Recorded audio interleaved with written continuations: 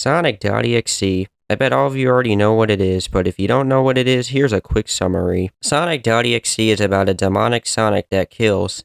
Yeah, that's the summary. Very quick, I know. So I wanted to give my take and my thoughts on what I think of Sonic.exe and what it's become. So let's just get right into this. Sonic.exe is a character that spawns from a creepypasta that I think came out sometime in 2011. Now I bet you, the viewer, have probably read the creepypasta or have heard of it, and you probably think it's hot garbage. Or maybe you've played the game and you also think it's hot garbage, and guess what? I don't blame you. If you want to know the basic format of the game, here's how it goes. You pick Tails, you walk through a stage, find Sonic, Sonic says something, run through a stage again, die, and then you go to another character and basically do the same thing. Now, if the game's simple gameplay, is the game scary? I guess if there's one thing you can give to this game, it's iconic, but it's not really scary. And speaking of scary, let's just talk about Sonic.exe himself. When it comes to the design, it's really not that scary. It's just black eyes with red pupils. And when it comes to the character's motives, he just doesn't really have any. I'm not saying every villain needs like a deep motive. You can have a villain be mysterious and cool, but when it comes to Sonic.exe, like, he just kills. There's really no explanation behind it. If there's one thing I can say, the idea behind a demonic Sonic that kills is actually kind of interesting.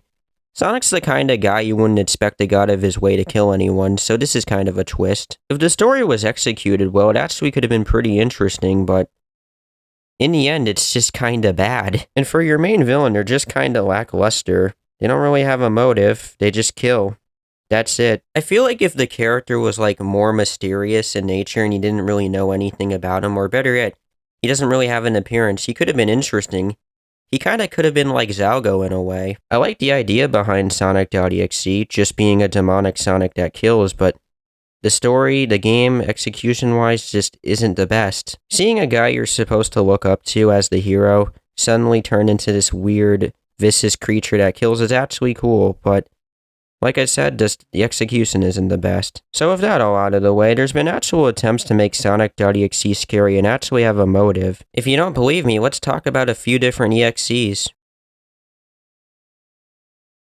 I don't think Needlemouse needs any introduction. To basically sum it up, this character actually has a motive and is actually kinda scary. When looking at this one FNF render, it has this just weird, creepy vibe to it. It's just...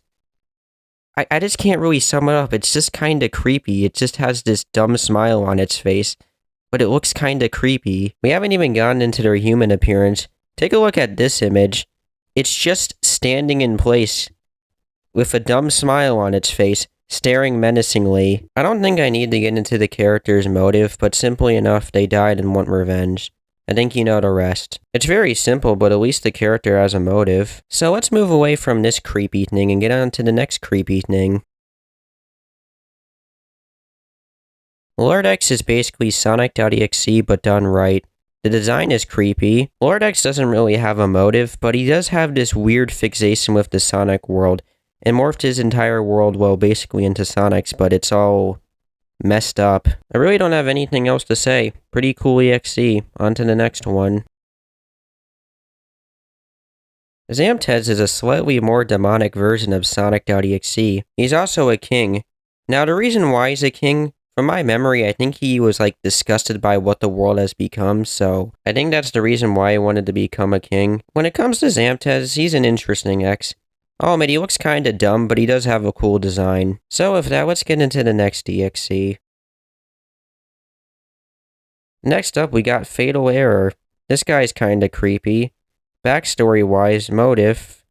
He is like an AI made by someone, and like one day, I think he was harnessing some code and then stumbled upon Sonic 3. And basically turned the game into like his own domain. There's also a bunch of other stuff I can bring up, like he apparently has a rival and a mother.